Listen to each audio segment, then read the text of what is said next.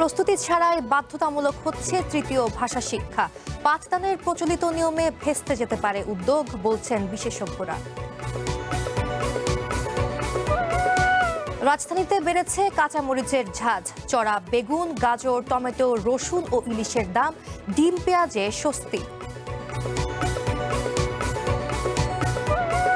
বগুড়ায় যমুনার তীব্র ভাঙন, বিলীন শতবর্ষী স্কুল, প্রতিদিন ভাঙছে বসতভিটা, বিপাকে হাজারো পরিবার।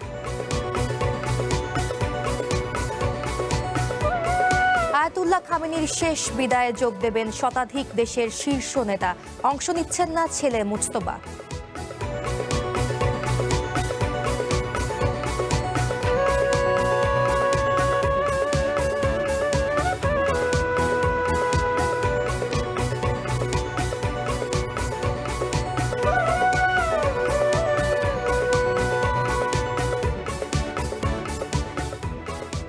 স্বাগত ওয়ান বুলেটিনে, আমি সঙ্গীতা ইসলাম। শুনছিলেন শিরোনাম, এবারে বিস্তারিত।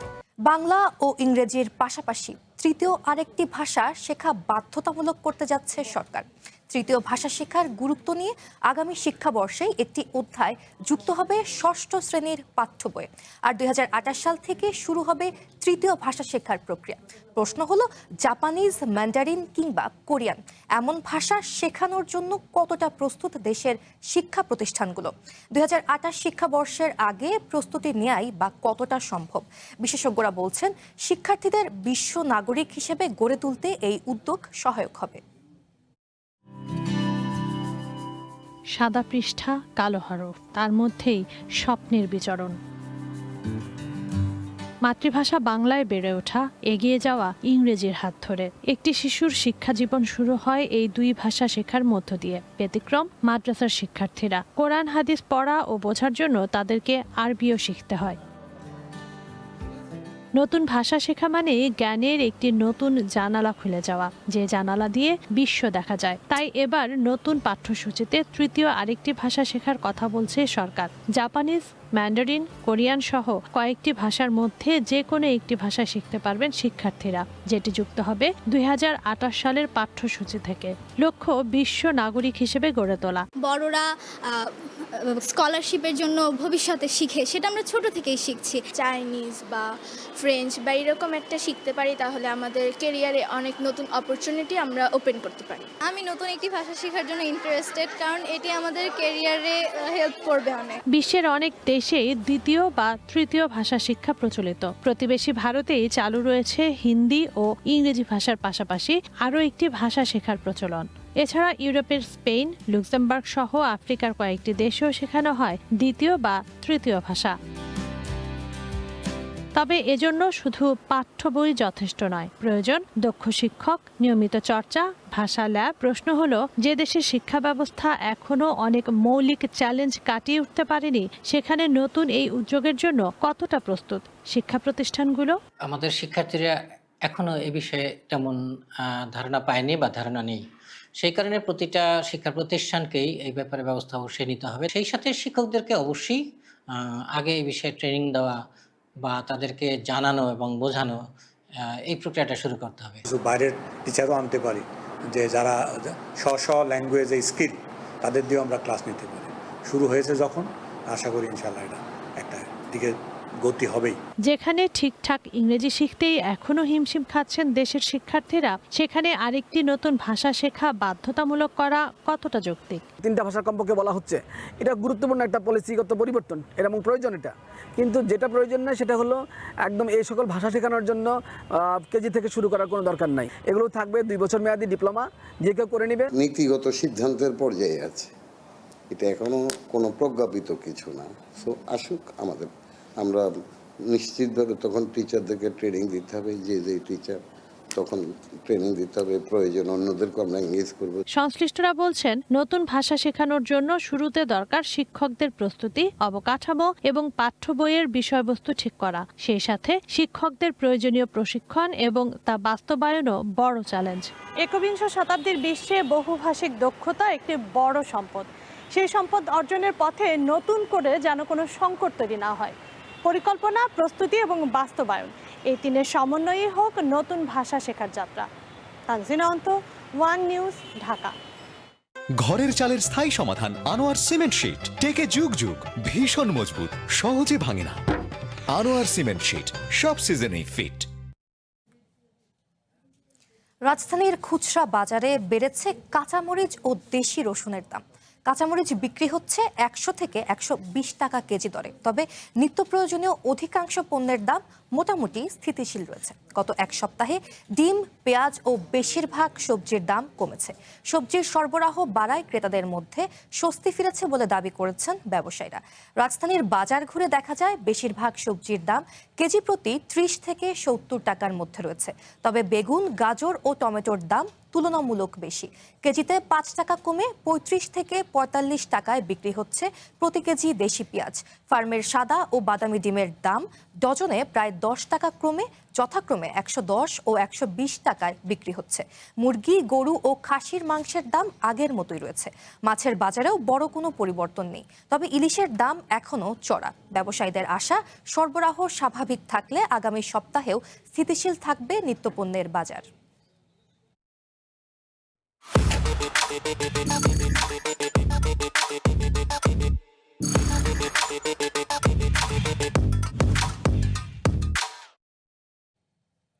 মানিকগঞ্জের বিভিন্ন কাঁচা বাজারে বেড়েছে সবজি ও মাছের দাম। এর জন্য সরবরাহ ঘাটতি এবং পরিবহন খরচ বৃদ্ধিকে দায়ী করছেন বিক্রেতারা।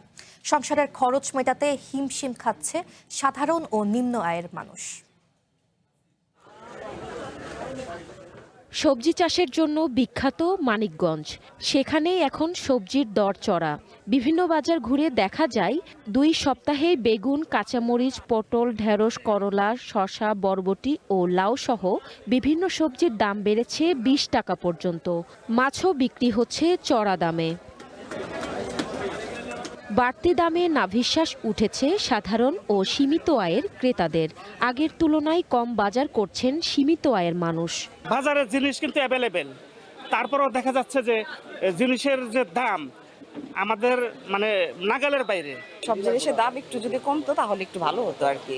একটু বেশি সাধারণ মানুষের জন্য একটু কষ্ট হয়। মাছের বাজার বাড়তি, ট্যাংরা মাছগুলোর দাম বেশি, বাইম মাছ তো পাওয়া যায় না। বাজারে তো আসলে বাজার করা যায় না। বাজারে বর্তমান যে মাছের দাম সেটা মনে করেন যে আগুন।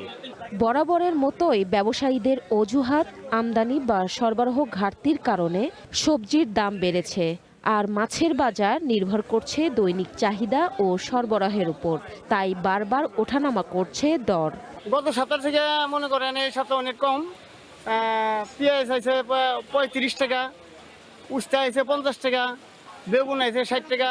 টমেটোর বাজারটা হলো বাড়তি, টমেটো বিক্রি হচ্ছে 200 থেকে 220 টাকা।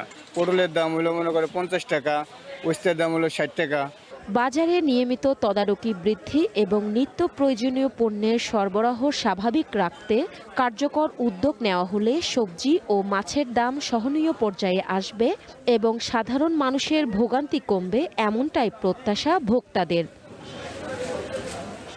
One national desk. শত বছরেরও বেশি সময় ধরে শিক্ষা সরিয়ে আসা একটি সরকারি প্রাথমিক বিদ্যালয়, কিন্তু সেই বিদ্যালয় এখন আর নেই। যমুনার ভয়াল ভাঙনে ষষ্ঠবারের মতো নদীতে বিলীন হয়েছে ভবন, কিন্তু থেমে নেই পাঠদান। বগুড়ার সারিয়াকান্দি উপজেলার দুর্গম চরাঞ্চলে বন্যা নিয়ন্ত্রণ বাঁধের ওপর শিক্ষকদের উদ্যোগে অস্থায়ী টিনের ছাউনির নিচে চলছে ক্লাস।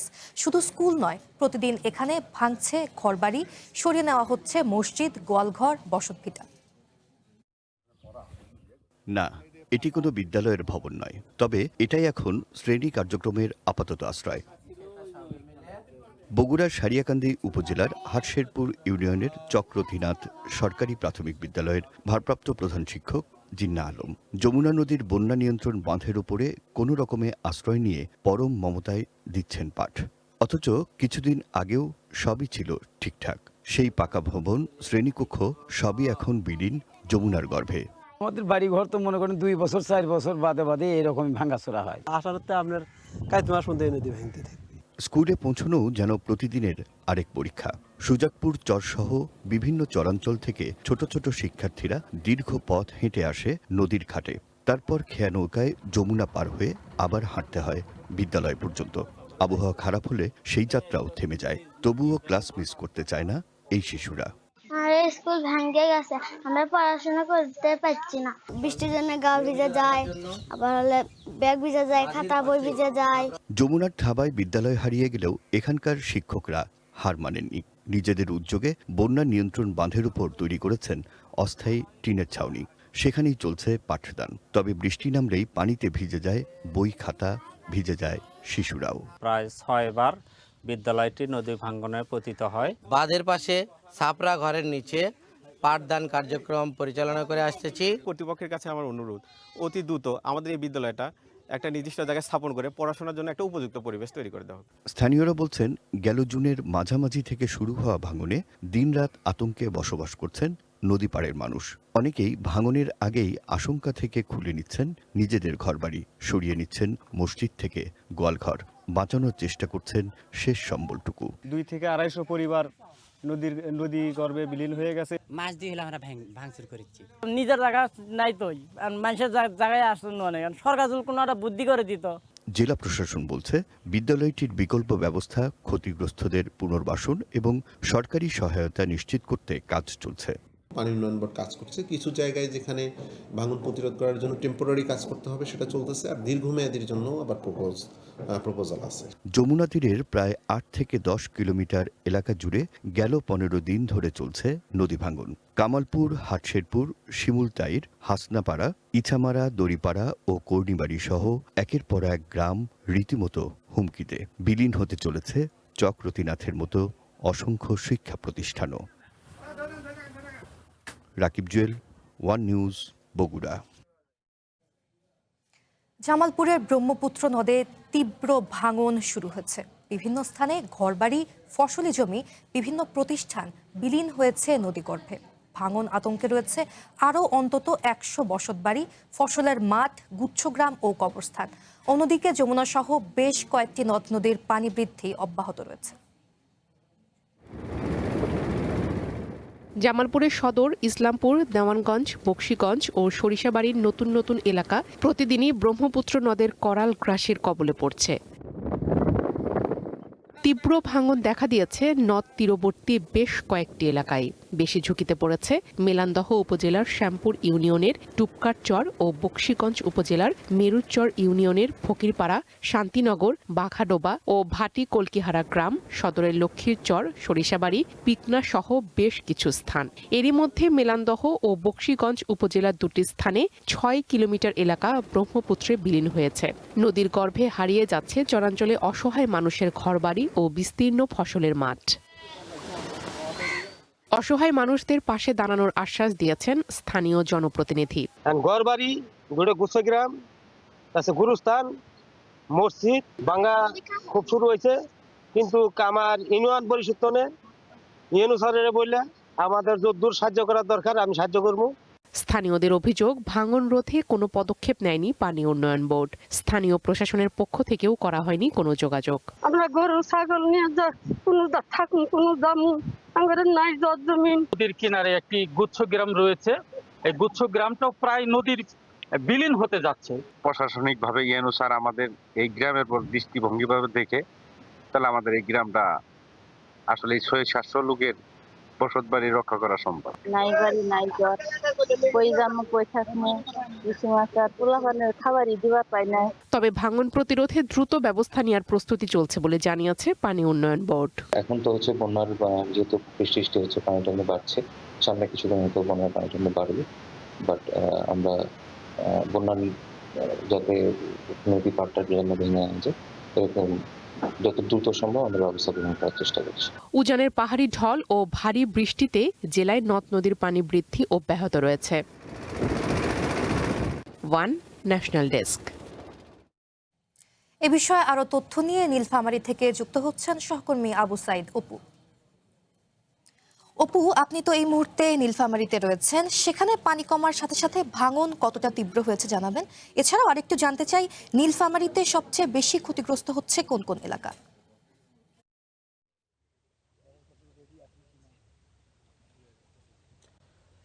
সঙ্গীত, আপনাকে ধন্যবাদ। আপনার মাধ্যমে আমি দর্শকদেরকে জানাতে চাই, আমি যেখানে দাঁড়িয়ে আছি এখান থেকে তিস্তা ব্যারেজের, অর্থাৎ তিস্তা যে ব্যারেজ, সেই ব্যারেজ 3 থেকে 4 কিলোমিটার মানে দূরে, এবং আমি যেখানে দাঁড়িয়েছি টাপাখড়িবাড়িতে। আপনারা দেখতে পাচ্ছেন যে এখানে ভাঙন রোধের জন্য কিন্তু যে টাপাখড়িবাড়ি 6 নং যে স্পার বাঁধ রয়েছে, এবং এই স্পার বাঁধকে ভাঙন রোধ করার জন্য পানি উন্নয়ন বোর্ডের পক্ষ থেকে জিও ব্যাগ ফেলানো হচ্ছে। আপনারা দেখতে পাচ্ছেন যে জিও ব্যাগ মানে ফেলানো হচ্ছে। তবে যে ধরনের জিও ব্যাগ ফেলানো হচ্ছে, স্থানীয় মানুষজনের মানে অভিযোগ যে আসলে তারা বলছেন যে পর্যাপ্ত পরিমাণ জিও ব্যাগ যদি ফেলানো হতো এবং 4 থেকে 500 মিটার যদি এলাকা জুড়ে এই জিও ব্যাগ ফেলানো হতো, তাহলে একটি টেকসই স্থায়ী সমাধানের দিকে আসা যেত।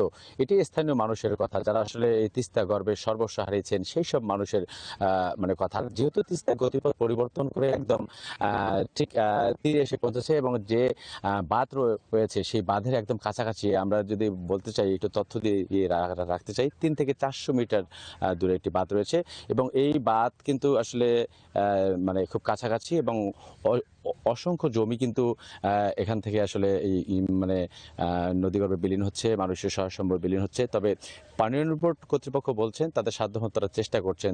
স্থানীয় মানুষজনের একটাই দাবি যে এই বাঁধ যদি স্থায়ীভাবে সমাধানের জন্য এবং ভাঙন রোধের জন্য 5 থেকে 600 বা 700 মিটার যদি জিও ব্যাগ ফেলানো হয় এবং টেকসই পরিকল্পনা গ্রহণ করা হয়, তাহলে হয়তোবা এই যে ভাঙন কিছুটা হলেও রোধ করা সম্ভব। আরেকটি বিষয় থেকে জানিয়ে রাখি যে তিস্তা নদীর শাসন না থাকার কারণে বা তিস্তার পানি নিয়ন্ত্রণ না থাকার কারণে উজানের ভারী বর্ষণ এবং গজলডোবা ব্যারেজের সবকটি গেট খুলে দেওয়ার কারণে তিস্তা নদীতে কিন্তু ঠিক এই সময়টা আসলে পানি বিপদসীমা অতিক্রম করে। আবার যখন নেমে যায় তখন কিন্তু ভয়াবহ ভাঙনের মুখে পড়ে। আর বিপদসীমা যখন পানি উপরে চলে যায় তখন কিন্তু মানুষজনকে কিছুটা চরম বেকায়দায় পড়তে হয়, এবং তাদেরকে ঘর বাড়ি বসত ভিটা সব কিছু নদীগর্ভে বিলীন হয়ে যায়। সেই জায়গা থেকে স্থানীয় যারা মানুষজন রয়েছেন, তিস্তা ব্যারেজের যেসব বাসিন্দা রয়েছেন, সেই সব বাসিন্দাদের একটাই প্রত্যাশা যে বর্তমান সরকারের যে প্রধানমন্ত্রী তিস্তা মহাপরিকল্পনা বাস্তবায়নের ঘোষণা দিয়েছেন, সেই ঘোষণা যে বাস্তবায়ন করা যায়, তাহলে তিস্তা মহাপরিকল্পনা বাস্তবায়ন করলে একদিকে যেমন নদীর শাসন হবে, তেমনি বাঁধ রক্ষা করা সম্ভব, এবং ভাঙন যে খেলা সেটি নিয়ন্ত্রণ করা সম্ভব। তো বিলাসী, এই ছিল আমার কাছে তিস্তা পার এলাকা থেকে সর্বশেষ খবর। বিলাসী। অপু, ধন্যবাদ আপনাকে। নীলফামারী থেকে যুক্ত হয়ে নদী ভাঙনের সবশেষ তথ্য জানাচ্ছিলেন সহকর্মী আবু সাইদ অপু। তেহরানে প্রয়াত সর্বোচ্চ নেতা আয়াতুল্লাহ খামেনির শেষ বিদায় অনুষ্ঠানে অংশ নিচ্ছেন 100টির বেশি দেশের শীর্ষ নেতা ও ধর্মীয় ব্যক্তিত্ব। এই আয়োজনে যোগ দিচ্ছেন বিভিন্ন দেশের 6 শতাধিক সংবাদকর্মীও। ইরানে চলছে খামেনির জানাজার শেষ সময়ের প্রস্তুতি। শনিবার থেকে টানা 6 দিন চলবে শেষকৃত্যের এই রাষ্ট্রীয় আয়োজন। শহরটির মোসাল্লাহ মসজিদে পড়ানো হবে জানাজার নামাজ। এদিকে শেষবারের মতো প্রয়াত নেতাকে শ্রদ্ধা জানাতে ইরানিদের প্রতি আহ্বান জানিয়েছেন দেশটির পার্লামেন্ট স্পিকার বাঘের গালিবাফ। প্রয়াত সর্বোচ্চ নেতা আয়াতুল্লাহ আলী খামেনির শেষকৃত্যের জন্য প্রস্তুতি নিচ্ছে তেহরান। খামেনির কফিন রাখার জন্য মোসাল্লাহ মসজিদের সামনে তৈরি করা হয়েছে বিশাল মঞ্চ। মসজিদ ও তার আশেপাশের এলাকা পরিষ্কার পরিচ্ছন্ন করার কাজে ব্যস্ত কর্মীরা। শনিবার থেকে শুরু হচ্ছে খামেনির 6 দিন ব্যাপী রাষ্ট্রীয় শেষকৃত্যের আয়োজন। এই সময়ে পুরো এলাকা নিরাপত্তার চাদরে ঢাকা থাকবে, আর এর তদারকি করবে খোদ ইরানের রেভলিউশনারি গার্ড কর্পস। তেহরানের ইমাম হোসেন স্কয়ার থেকে আজাদি স্কয়ার পর্যন্ত 10 কিলোমিটার জুড়ে হবে গণমিছিল। এতে 2 কোটিরও বেশি মানুষের সমাগম হবে বলে ধারণা প্রশাসনের। ইরানের সাবেক সর্বোচ্চ নেতার এই বিদায় আয়োজনে অংশ নিতে প্রায় 100 দেশ থেকে প্রতিনিধিরা আসছে বলে জানান দেশটির পররাষ্ট্র মন্ত্রণালয়ের মুখপাত্র ইসমাইল বাঘি। এর মধ্যে কাজাখস্তান ও পাকিস্তান সহ অনেক দেশের রাষ্ট্রপ্রধানরাও থাকবেন। এছাড়া পুরো আয়োজনে দেশি বিদেশি শত শত সংবাদকর্মীরাও উপস্থিত থাকবেন। এই পুরো আয়োজন চলাকালীন ইরানে যে কোনো হামলা করা থেকে আমেরিকা ও ইসরায়েলকে বিরত থাকার কড়া হুঁশিয়ারি দিয়েছেন Iranian military commander Ali Abdullahi. কোনো হামলা হলে তেহরান তার কঠোর জবাব দেবে বলে সতর্ক করেন পররাষ্ট্রমন্ত্রী Abbas Araghchi. Amanur Rahman, one international desk. ইরানের প্রয়াত সর্বোচ্চ ধর্মীয় নেতা আয়াতুল্লাহ আলী খামেনির শেষকৃত্য অনুষ্ঠানে অংশ নিচ্ছেন না তার ছেলে ও দেশটির বর্তমান সর্বোচ্চ নেতা মুজতবা খামেনি। ভারতে মুজতবা খামেনির প্রতিনিধি আয়াতুল্লাহ হাকিম এলাহির বরাত দিয়ে এমন দাবি করেছে ইন্ডিয়া টুডে। প্রতিবেদনে বলা হয়েছে, ইরান সরকার মুজতবা খামেনির নিরাপত্তার নিশ্চয়তা দিতে ব্যর্থ হওয়ায় এমন সিদ্ধান্ত নিয়েছেন তিনি। তেহরানের উদ্দেশ্যে যাত্রা করার আগে দিল্লির ইন্দিরা গান্ধী বিমানবন্দরে হাকিম এলাহি আরও বলেন, সর্বোচ্চ নেতা নিজের বাবার শেষকৃত্য অনুষ্ঠানে অংশ নিতে চাইলেও নিরাপত্তার বিষয়টি এখানে বড় হয়ে দাঁড়িয়েছে। বিশেষ করে ইসরায়েল তাকে হত্যার হুমকি দেয় এখন কোনো ঝুঁকি নিতে চান না।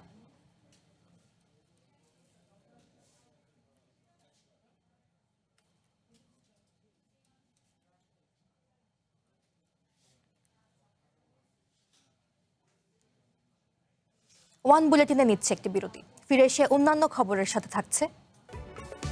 চলচ্চিত্র শিল্পী সমিতির নির্বাচনে মুখোমুখি দুই প্যানেল, বিএফডিসিতে চলছে ভোট গ্রহণ, নিরাপত্তা জোরদার। ঘরের চালের স্থায়ী সমাধান আনোয়ার সিমেন্ট শীট, টেকে যুগ যুগ, ভীষণ মজবুত, সহজে ভাঙে না। আনোয়ার সিমেন্ট শীট সব সিজনেই ফিট।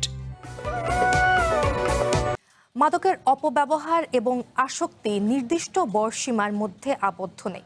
কিশোর থেকে শুরু করে বৃদ্ধ সব বয়সের মানুষই আক্রান্ত হচ্ছে।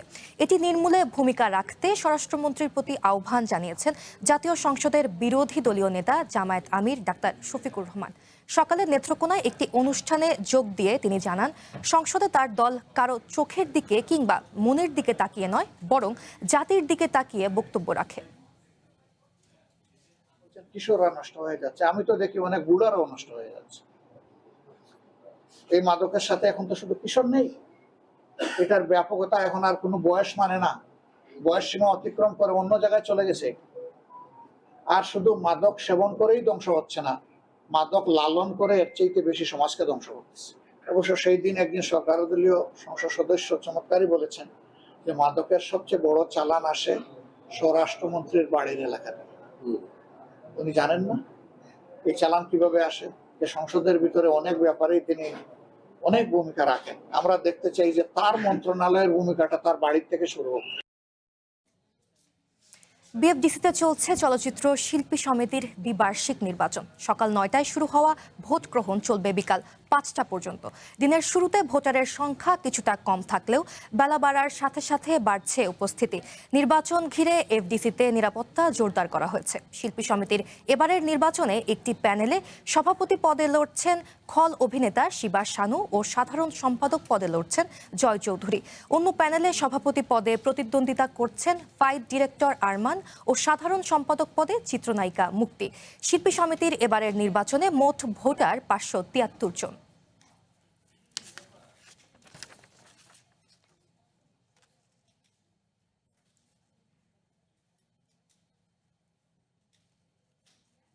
শিল্পী সমিতির নির্বাচনের বিস্তারিত জানবো। আমরা সরাসরি চলে যাব এফডিসিতে, সেখানে আছেন সহকর্মী মাকসুদুল হক ইমু। ইমু, আপনি তো এই মুহূর্তে এফডিসিতে রয়েছেন। সকাল থেকে তো সেখানে শিল্পী সমিতির দ্বিবার্ষিক নির্বাচন চলছে, রূপালী পর্দার শিল্পীরা তাদের প্রতিনিধি নির্বাচন করছেন। জানাবেন ভোটের পরিবেশ কেমন দেখছেন?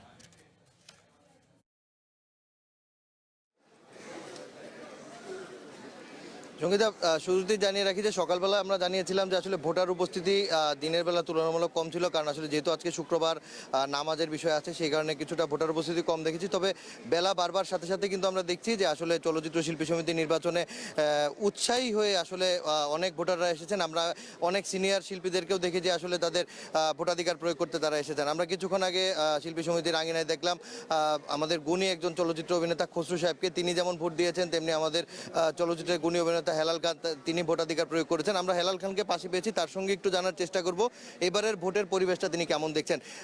ভোটাধিকার তো এই শিল্পী সমিতির জন্য এসেছেন, ভোটাধিকার প্রয়োগ করবেন বা করেছেন, একটু জানতে চাই কি অবস্থা, আজকের পরিবেশ কেমন দেখছেন? পরিবেশ খুব ভালো লাগছে, অনেকদিন পরে খুব উৎফুল্ল মনে হচ্ছে আমাদের চলচ্চিত্র অঙ্গন। পুরো এফডিসি খুব আনন্দ মুখর পরিবেশে সবাই আসছে। কোনো ধরনের কোনো দলীয় কোনো প্রভাব এখানে খাটানো হচ্ছে না, কেউ ওই ধরনের আমরা কেউ কোনো কমপ্লেন শুনি নাই। তো মনে হচ্ছে যে শিল্পীরা তাদের মনের ইচ্ছা মতো তাদের প্রার্থীদেরকে ভোট দিতে প্রয়োগ করতে তারা যাচ্ছে। ইতিমধ্যে অনেকেই আসছে এবং আজকে জুমার দিন, হয়তো জুমার পরেও অনেকে আসবে। তো জানতে চাই যে এইবারে নির্বাচনে যারা নির্বাচিত হয়ে আসবে আপনাদের ভোটে, তাদের কাছে প্রত্যাশা কি থাকবে একজন সিনিয়র শিল্পী হিসেবে, চলচ্চিত্রের একজন মানুষ হিসেবে? এবার যারা ভোট চাচ্ছে, যারা দুইটা প্যানেল হয়েছে, তারা সবাই প্রতিজ্ঞা করছে যে তারা চলচ্চিত্র উন্নয়নের জন্য কাজ করবে, চলচ্চিত্র শিল্পীদের জন্য কাজ করবে, যাতে চলচ্চিত্র আমাদের এই যে ভেঙে পড়ে যাওয়া যে চলচ্চিত্র এখানে অনেকটা ভাঙচুর অবস্থায় আছে সব কিছু, এগুলোকে আবার পুনর্জাগরণ হবে, তো নতুন করে আবার সাজানো হবে। তো সেই প্রতিজ্ঞা করে তারা আসছে এবং আগামী মাসে আরেকটা ইলেকশন আমাদের হচ্ছে, যে নির্বাচন হবে আমাদের চলচ্চিত্রের সবচেয়ে বড় সংগঠন চলচ্চিত্র প্রযোজক পরিবেশক সমিতির ইলেকশন, সেটাও আসছে, সেটা আগামী মাসের প্রথম সপ্তাহে হচ্ছে। এই জন্য সবাই উৎসাহিত যে পরপর দুটো বড় ইলেকশন হচ্ছে চলচ্চিত্র শিল্পীদের। আজকে ইলেকশন যেটা হচ্ছে এখানে সবাই যোগ্য, বেশ ভালো যারা আছে তারা দাঁড়িয়েছে, তারা প্রার্থী হিসাবে। তো ইনশাআল্লাহ আমরা মনে করছি আজকে সন্ধ্যার পরে একটা ভালো রেজাল্ট পাবো। আমরা চাই যে ভালো যারা চলচ্চিত্র উন্নয়নের জন্য কাজ করবে তারা যেন মনোনীত হয়। অসংখ্য ধন্যবাদ আপনাকে। শুনছিলেন আমাদের গুণী চলচ্চিত্র অভিনেতা চিত্রনায়ক হেলাল খান কথা বলছিলেন এবং তার যে প্রত্যাশার জায়গাটা তিনি আমাদেরকে জানালেন যে যারা চলচ্চিত্রের উন্নয়নে কাজ করবে, শিল্পীদের পাশে থাকবে সুখে দুঃখে, তাদেরকে আসলে তারা ভোট দিচ্ছেন এবং সেই প্রতিশ্রুতি বাস্তবায়ন যারা করবেন নির্বাচনে, সেই মানসিকতা যাদের আছে তাদেরকে তারা নির্বাচন করবেন। দিনব্যাপী আরও সময় আছি আমরা বিএফডিসিতে চ্যানেল 1-এর মাধ্যমে চলচ্চিত্র শিল্পী সমিতির সবশেষ খবর আমরা জানাবো। এই ছিল এখন পর্যন্ত আমার কাছে থাকা বিএফডিসি থেকে সবশেষ। ইমু, ধন্যবাদ আপনাকে। শিল্পী সমিতির নির্বাচনের বিস্তারিত জানাচ্ছিলেন সহকর্মী মাকসুদুল হক ইমু। ধর্মীয় ফ্যাসিবাদ ও সাংবিধানিক স্বৈরতন্ত্র নির্মূল করা না গেলে জুলাই আন্দোলন সফল হবে না। সকালে ঢাকার কেন্দ্রীয় শহীদ মিনারে 24-এর গণঅভ্যুত্থানের শহীদদের প্রতি শ্রদ্ধা নিবেদন শেষে এমন মন্তব্য করেন গণসংহতি আন্দোলনের নেতাকর্মীরা। একই সাথে আগামী সংসদ অধিবেশনে জুলাই সনদ বাস্তবায়নের দাবি জানায় দলটি। পরে গণঅভ্যুত্থানের দ্বিতীয় বর্ষপূর্তি উপলক্ষে দেশব্যাপী সভা, সেমিনার ও শহীদদের কবর জিয়ারত সহ নানা কর্মসূচির ঘোষণা করেছে তারা। 24-এর গণঅভ্যুত্থানের শহীদদের স্মরণে জুলাই ও আগস্ট মাস জুড়ে কর্মসূচি পালন করবে গণসংহতি আন্দোলন জিএসএ। সকলকে একটা জায়গায় নিয়ে এসেছিল যেখানে সম্মান নিয়ে বাঁচবে। নারীর এই অধিকার, নারীর মর্যাদা, বৈষম্যহীনতা, এইটা ছাড়া জুলাই কার্যকর হতে পারে না। একটা বৈষম্যহীন রাষ্ট্র প্রতিষ্ঠার যে কর্তব্য, বাংলাদেশের জাতীয় পুনর্গঠনের যে কর্তব্য, সেই কর্তব্যকে এগিয়ে নিয়ে যেতে হবে এবং গণসংহতি আন্দোলন এই কর্তব্য পালনে অঙ্গীকারাবদ্ধ।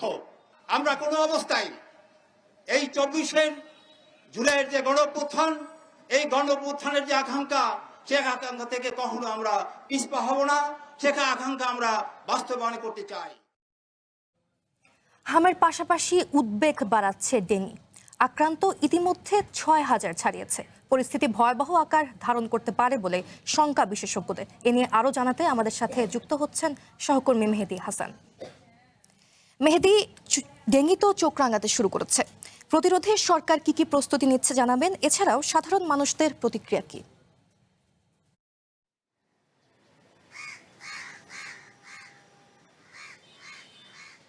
সঞ্জিতা, ডেঙ্গুর কথা আপনি বললেন যে গত এক মাসে কিন্তু 3000-এর অধিক সংখ্যক ডেঙ্গি ইয়েতে আক্রান্ত হয়েছে এবং এই পর্যন্ত মোট 6000 রোগীর সংখ্যা আমরা জানতে পেরেছি।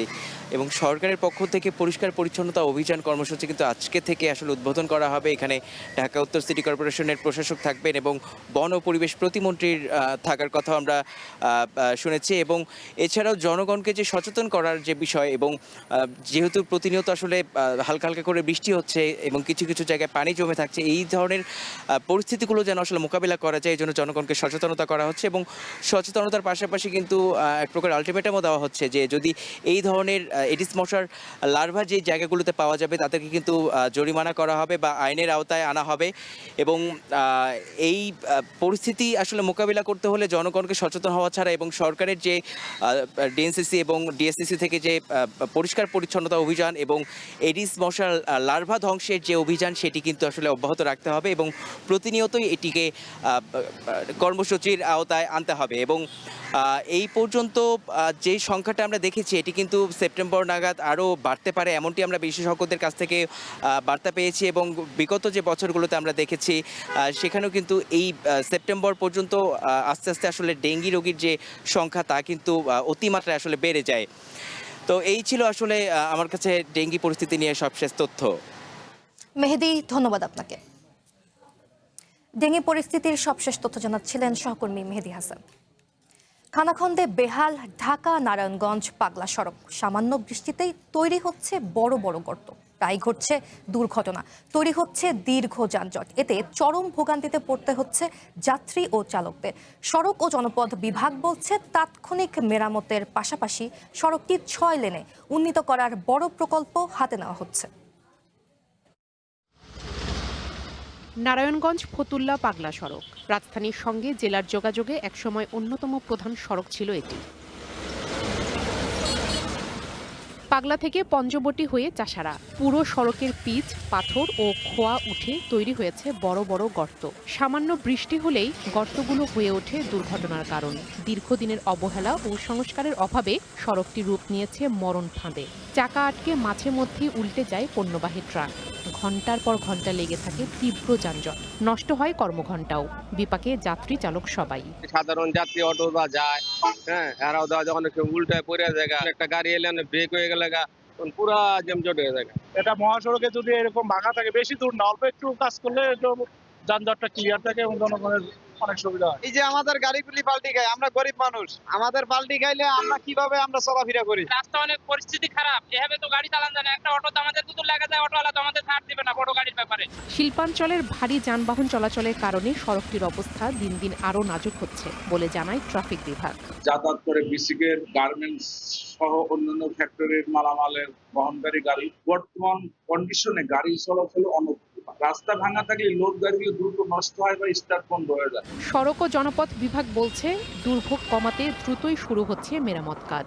স্থায়ী সমাধানের জন্য পোস্তগোলা থেকে চাষাড়া পর্যন্ত সড়কটি 6 লেনে উন্নীত করার একটি মেগা প্রকল্প পরিকল্পনা কমিশনে পাঠানো হয়েছে। পোস্তগোলা থেকে একদম চাষাড়া পর্যন্ত 6 লেনে আরসিসি রিজিট পেমেন্ট, সেটা একটা বড় প্রকল্প হবে। সেটা হইতে ধরেন যে আরো বছরখানেক লাগতে পারে। কাগজে কলমে বড় প্রকল্পের আশ্বাসে সীমাবদ্ধ না থেকে বাস্তব প্রতিফলন দেখতে চান নারায়ণগঞ্জবাসী।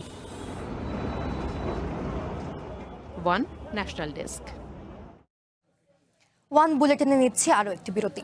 ফিরে এসে অন্যান্য খবরের সাথে থাকছে রাজশাহীর চরাঞ্চলে চরম ঝুঁকিতে স্বাস্থ্যসেবা। নৈশ প্রহরী ও ফার্মাসিস্টে চলে স্বাস্থ্যকেন্দ্র, প্রতিষ্ঠার পর থেকেই নেই চিকিৎসক।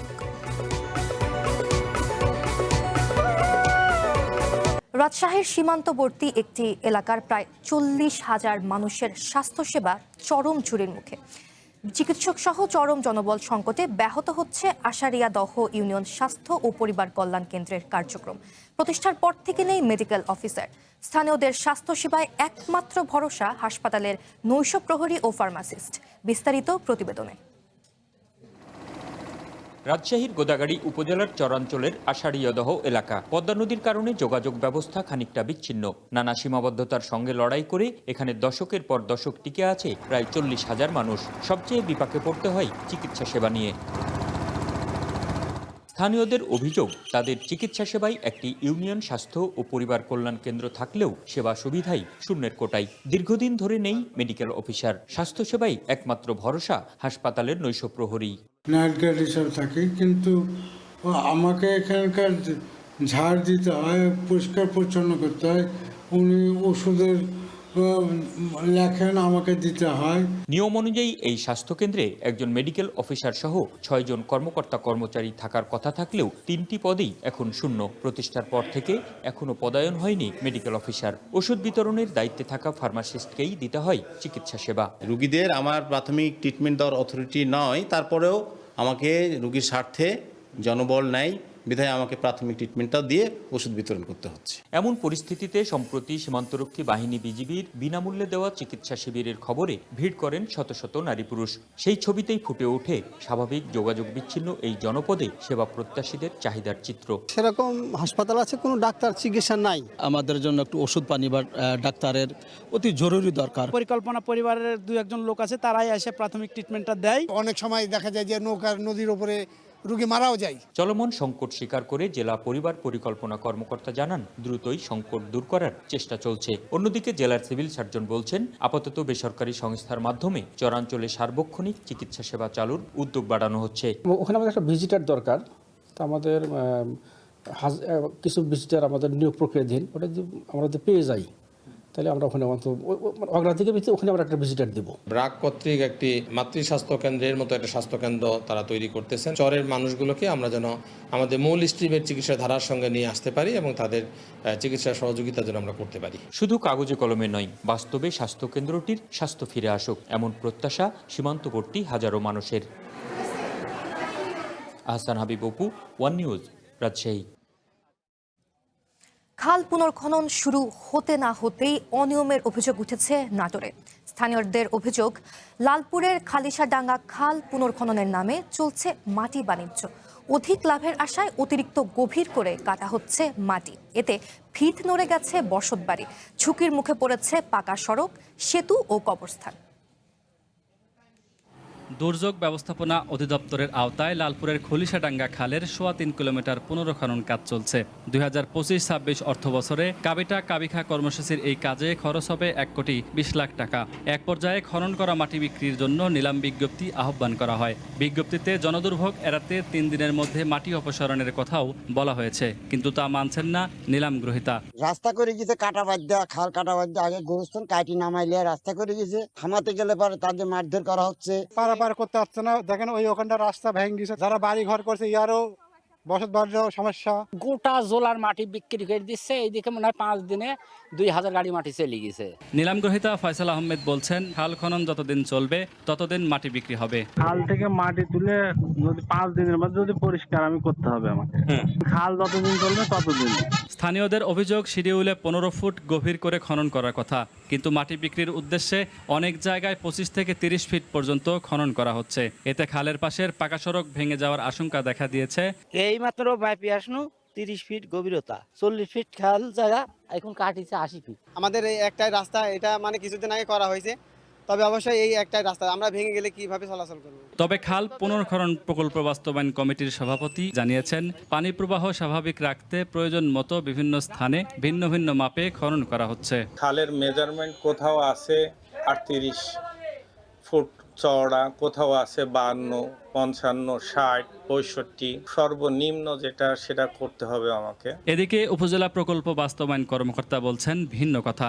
বাড়িঘর নিয়ে ঝামেলার কারণে মাটি তো কাটতে পারছে না, মাটি তো আমাদের পরিমাণ একটা আছে, এখন মাটি তো না কাটতে পারলে তো নিতে পারবে না ভাই। অন্যদিকে উপজেলা নির্বাহী কর্মকর্তা জানিয়েছেন, অতিরিক্ত মাটি রাস্তায় ফেলে রাখলে জনদুর্ভোগ সৃষ্টি হবে। এ কারণে বরাদ্দের নীতিমালা অনুযায়ী কমিটি গঠন করে নিলাম বিজ্ঞপ্তির মাধ্যমে সরকারি মূল্যে ১,৪৭,৩১৬ টাকায় মাটি বিক্রি করা হয়েছে। মাটি রাখার জায়গা না থাকায় এটা ওই বরাদ্দের যে নীতিমালা আছে যে উত্তোলিত মাটি নিলামে বিক্রয় করতে হবে, সেই জন্য একটা কমিটি করে দিয়েছিলাম, এসএলএনকে আহ্বায়ক করে ২-৩ জন অফিসারকে দিয়ে। স্থানীয়দের অভিযোগ, খাল পুনর্খননের আড়ালে চলছে মাটি বাণিজ্য। অভিযোগের সত্যতা যাচাই করে দ্রুত ব্যবস্থা নেওয়ার দাবি তাদের। Nazmul Hasan, one news, Natore. অভাবের সংসারে হারিকেন আর মোমবাতির আলোয় শুরু হয়েছিল নেত্রকোনার তানভীর রহমানের পথ চলা। ধারাবাহিক পরিশ্রম আর নিজের মেধার জোরে ৪৭তম বিসিএসে পররাষ্ট্র ক্যাডারে উত্তীর্ণ হয়ে কৃতিত্বের স্বাক্ষর রেখেছেন তানভীর। বাংলাদেশ সিভিল সার্ভিস পরীক্ষায় প্রথমবার অংশগ্রহণ করেই হয়েছেন পররাষ্ট্র ক্যাডারে প্রথম। এই সাফল্যে আনন্দিত তার ও গর্বিত তার বাবা, মা এবং এলাকাবাসী। নেত্রকোনা সদর উপজেলার রাইদুম বাগড়া গ্রামের ছেলে তানভীর রহমান বাংলাদেশ সিভিল সার্ভিসের ৪৭তম পরীক্ষায় পররাষ্ট্র ক্যাডেটে প্রথম হয়ে সাড়া ফেলেছেন এলাকায়। তানভীরের বাবা মোহাম্মদ আব্দুর রহমান পেশায় একজন স্কুল শিক্ষক, মা গৃহিণী। ৩ ভাই বোনের মধ্যে তানভীর সবার বড়। বাড়ির বড় ছেলের এমন সাফল্যে গর্বিত মা বাবা। আমি একেবারে বাকরুদ্ধ হয়ে গেছি যে তানভীর ফার্স্ট হয়ে গেল, আল্লাহ এতই কি রহমত আমার উপরে, আমি সেটাই ভাবছি। আল্লাহর কাছে আমি খুবই শুকরানা জারি করছি, আল্লাহ আমার পুত্রে এত বড় বানাইছেন যা বলার বাহুল্য। আমার ভাই বইটাও ভালো রেজাল্ট করেছে, সবখানেই ভালো রেজাল্ট করেছে, তো বিসিএসে ফার্স্ট হয়েছে, আমি আল্লাহর কাছে প্রথম শুকরিয়া পালন করছি। ২০১৯ সালে টাঙ্গাইলের মির্জাপুর ক্যাডেট কলেজ থেকে কৃতিত্বের সঙ্গে এইচএসসি পাশ করেন তানভীর। পরে বাংলাদেশ প্রকৌশল বিশ্ববিদ্যালয়ের কম্পিউটার সায়েন্স অ্যান্ড ইঞ্জিনিয়ারিং বিভাগ থেকে স্নাতক সম্পন্ন করেন। বর্তমানে তিনি ব্র্যাক বিশ্ববিদ্যালয়ে শিক্ষকতা পেশায় নিয়োজিত আছেন। পরে রিটেনের সময় খুব কম ছিল, তো ব্যস্ততা ছিল বেশি, পড়াশোনা প্লাস আমি মাস্টার্স করতেছিলাম, ওইটার ক্লাস একটু জব করতেছি, ব্র্যাক ইউনিভার্সিটিতে পড়াই। প্ল্যান ছিল যে হয়তো বা কিছু একটা হবে, কোনো একটা ক্যাডারে হয়তো বা রিকমেন্ডেড হবো, সেটা বা পরের দিকে, বাট একদম প্রথম চয়েসে প্রথম হয়ে যাওয়া এটা তো আসলে এক্সপেক্ট করিনি। তানভীরের এই কৃতিত্বে আনন্দ ছড়িয়ে পড়েছে পুরো এলাকায়। সে যে প্রথম স্থান অধিকার করছে তার জন্য আমরা সকলে গর্বিত, আমাদের নেত্রকোনা জেলা সকলে গর্বিত। সাধারণ শিক্ষক বাবার সন্তান হয়েও পররাষ্ট্র ক্যাডেটে প্রথম হওয়ার এই গল্প নতুন প্রজন্মকে স্বপ্ন দেখাতে ও কঠোর পরিশ্রম করতে অনুপ্রাণিত করবে, এমনটাই বিশ্বাস তানভীরের পরিবার ও এলাকাবাসীর। One national desk.